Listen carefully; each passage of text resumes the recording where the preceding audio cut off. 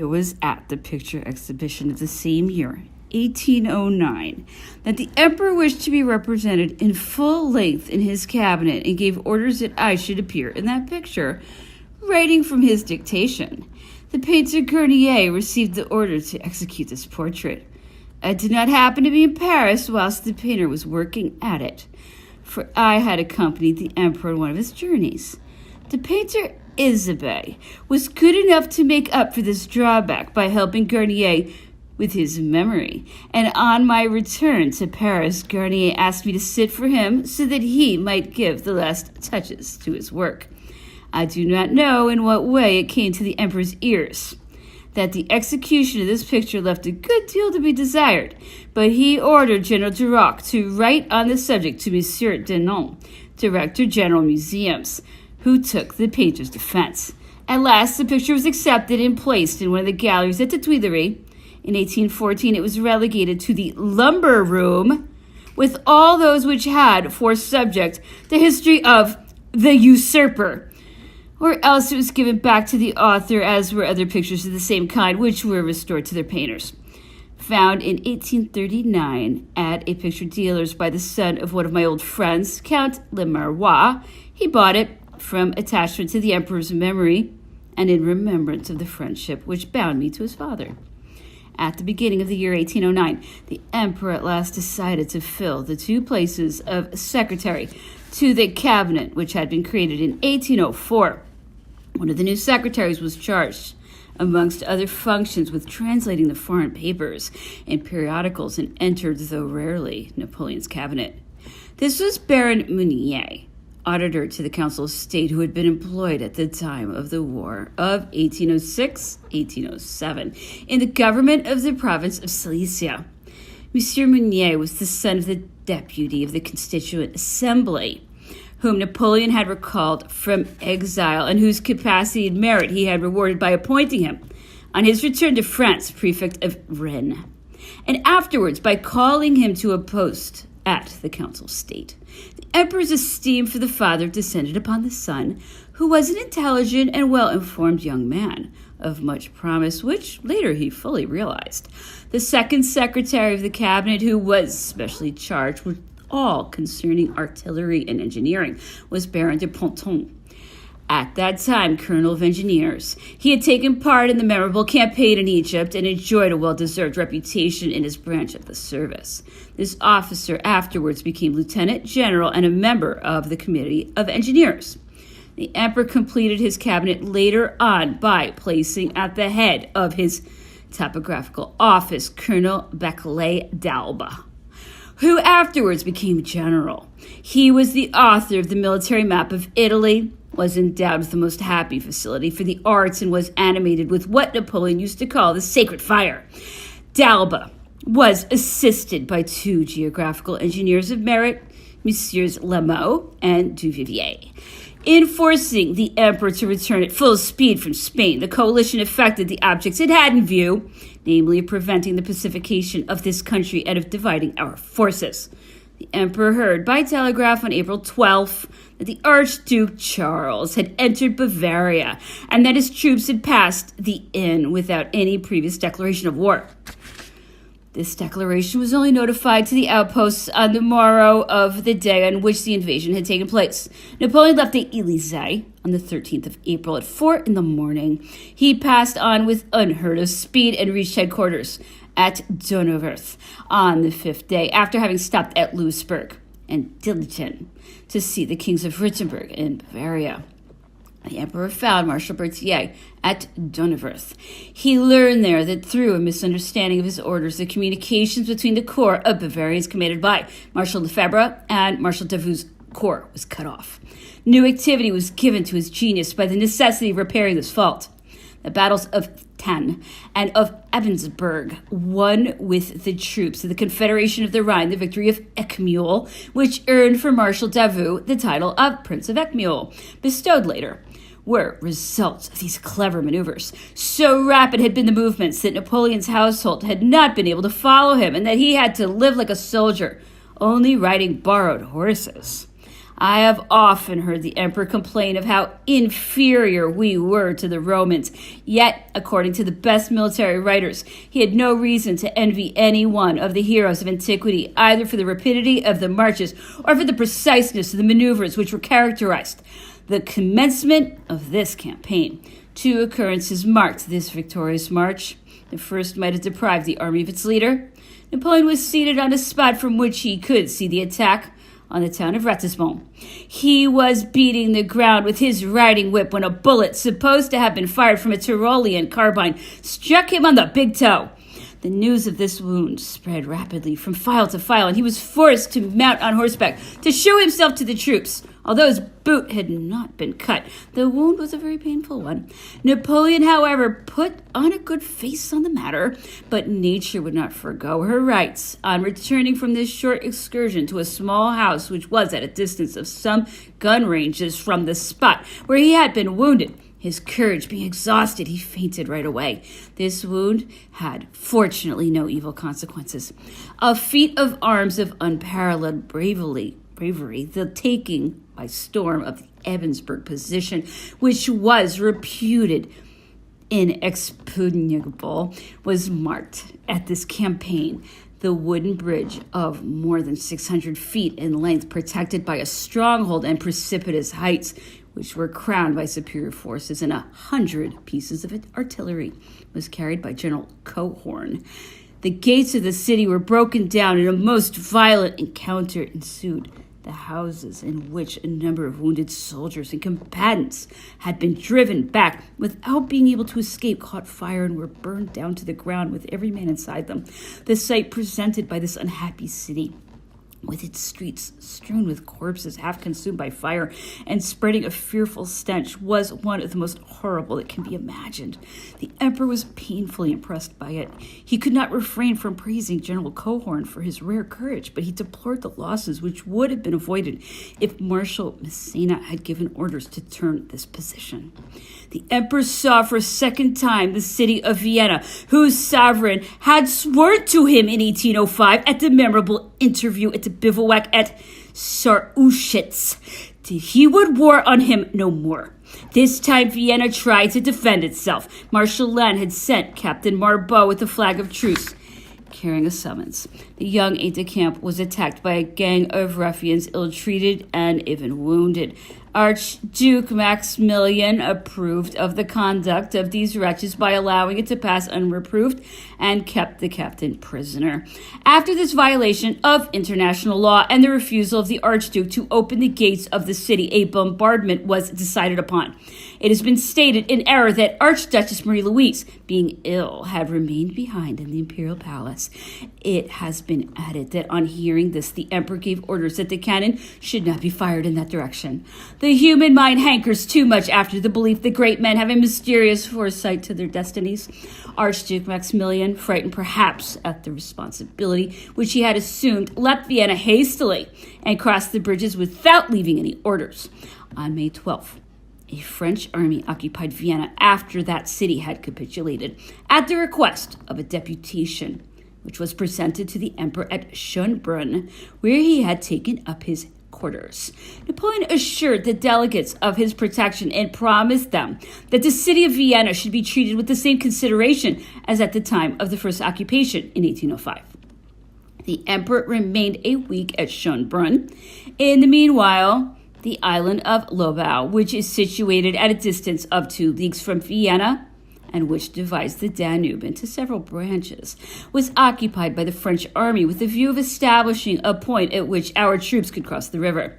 3 bridges were thrown across it, thanks to which our armies was able to commence to cross on May 20th to attack the enemy on the left bank. But hardly had Marshal Massena got into touch with the Austrian army when a part of the little bridges was broken. The Austrians, masters of the upper reaches of the Danube, set loose large barges filled with stones and cannonballs, which, borne along by the rapidity of the current, which had been increased by a sudden rising of the river, dashed against the bridges, breaking them down into several pieces. The inferiority of strength of our Fourth Corps was compensated for by the heroic tenacity of Massena and the impetuous courages of Lannes. The latter, separated from his corps by the breaking down of the bridges, but impatient to take part in the action, marched at the head of the Boudet division, which he directed with the greatest courage. Two armies faced each other during the night. On the morrow, the Second Corps, the Guards, and the cuirassiers were able to cross the bridges, which had been repaired during the night. Marshal Davout's corps was to follow, as also the other corps as they came up. The Battle of Essling, which had been suspended the day before, began again, and victory, the price of the most vigorous efforts, was just about to declare itself for us when the sinister report that the big bridge had broken down was suddenly spread. Anything beyond keeping our ground until the end of the day and returning at nightfall to the island of Essling became out of the question. This critical position was to be aggravated by the cruel loss which the emperor and the army experienced in the person of Marshal Lannes. A spent cannonball shattered both legs of this valiant soldier. When the emperor saw the litter on which the marshal was being carried, his face overdrawn with the pallor of death, he ordered it to be carried to one side, and walking quickly up to throw himself upon the hero who was dying and embraced him with choking sobs. The impression produced by this heartrending scene cannot be described. The emperor's grief was so great that 2 days later, the remembrance of it still filled his eyes with tears in spite of all of his efforts to conceal them. The marshal, transported to the village of Ebersdorf, died there a week later from the consequence of his terrible wounds. In Marshal Lannes, the emperor had had a loss for which he could not console himself. He never wearied in his praises of the merits of one of his oldest comrades in arms. He used to express his astonishment at the way in which each year the marshal developed his talents, his prudence, and his knowledge of the military art. Considered apart from his capacity as a soldier, the Duke of Montebello had an extremely original mind. A book could be made of the piquant energetic and always expressive sayings which escaped him. It was he who said to Monsieur de Talleyrand after the Battle of Austerlitz that victory had sharpened the points of the pen of diplomacy with cuts of the saber.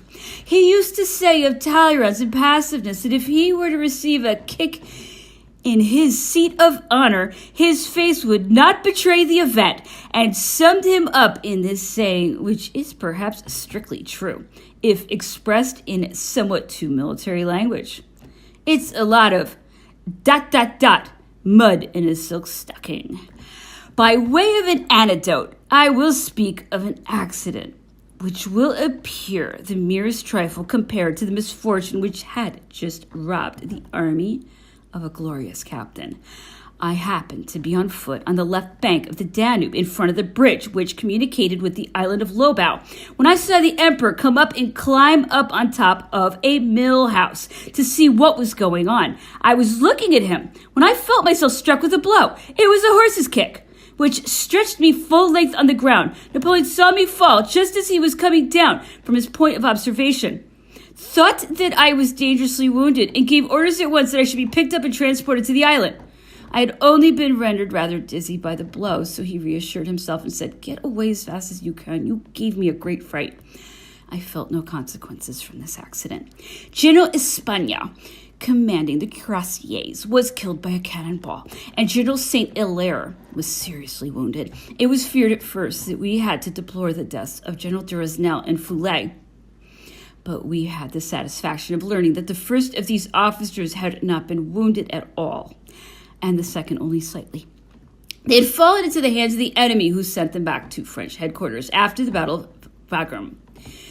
The troops who were shut up in the island of Lobau, and especially the wounded, suffered great privations during the first days.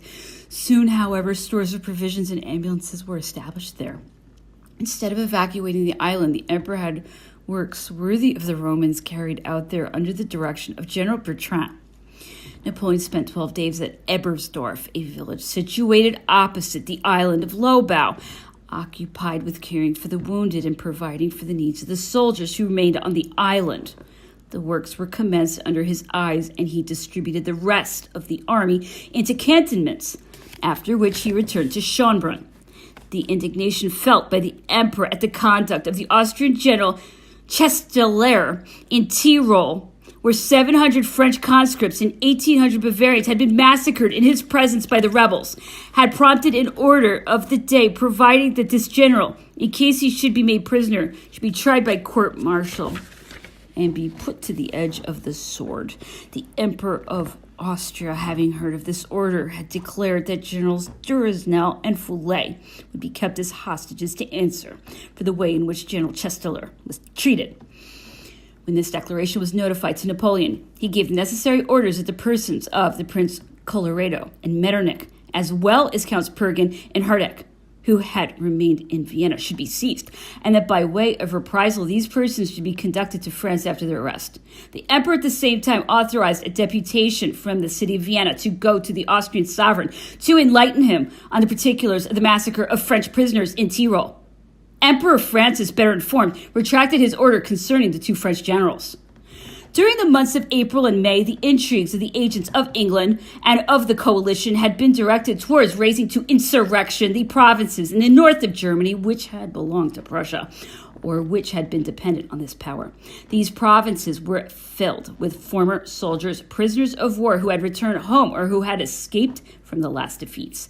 Kett, a Prussian officer, had assembled a large number of these persons, had seized on the public treasuries, and had cut off the communications, seeking to stir up the country to revolt. Pursued by the Westphalian troops, he had succeeded in reaching Bohemia, where the remnants of his gang, he had joined the Duke of Brunswick's Ols, who was organizing a corps of volunteers for Austria. This prince, son of the last Duke of Brunswick, who had lost his life at the Battle of Jena, wishing to avenge the death of his father and the ruin of his house, had made himself the leader of secret societies and insurrections in Germany. He had given his corps a black uniform with the emblems of death. Towards the end of April, an aide-de-camp of the King of Westphalia, colonel of the light infantrymen of his guard, a certain Dornberg, at the head of a troop of smugglers and employees, partly military, partly civilian, which had increased by armed peasants recruited in Westphalia and in Hanover, had raised the standard of revolt and had marched on Kassel, hoping to surprise his city in a defenseless state, and had thrown himself back on Magdeburg. The activity and vigor which the young King of Westphalia, seconded by the leaders of his army, had displayed in dealing with this attempt at an insurrection had ended by getting the best of it. But Dornberg, who had been reduced to flight in company with some officers, had succeeded in joining the Duke of Brunswick, who was the soul of all of these revolutionary movements. Shortly afterwards, the Prussian major Schill, former partisan in the war in 1806, marched out of Berlin at the head of 500 hussars of the regiment on the pretext, as it appears, of maneuvers. He was joined by a battalion of infantry, which had formed part of his corps of partisans. After fruitless attempts against the fortresses in the north of Germany, he had drawn back on Westphalia to give a hand to the remainder of Dornberg's insurgents. Schill, having assembled the forces which he considered sufficient, tried a coup de main on Magdeburg, and having failed, marched on the lower Elbe. In the meanwhile, the Duke of Brunswick was tardily entering Saxony to join the Prussian partisan, but the latter was approaching the Baltic to put himself in communication with the English fleet and to receive from it arms and ammunition, which he lacked. Schill invaded Mecklenburg, and followed by 5,000 or 6,000 men, Prussian and Austrian deserters of Mecklenburgers, whom he had enrolled, and a multitude of vagrants, he entered the city of Stralsund, which he had fortified. General Grecian, I'm not quite sure about the name of this general, with a Dutch division backed up by a column of Danish soldiers, marched on Stralsund and carried its retrenchments by storm. Schill, to cover his retreat, had wished to set fire to the city, in which a stubborn street-by-street fight was fought. The whole band was taken or killed, and Schill himself lost his life.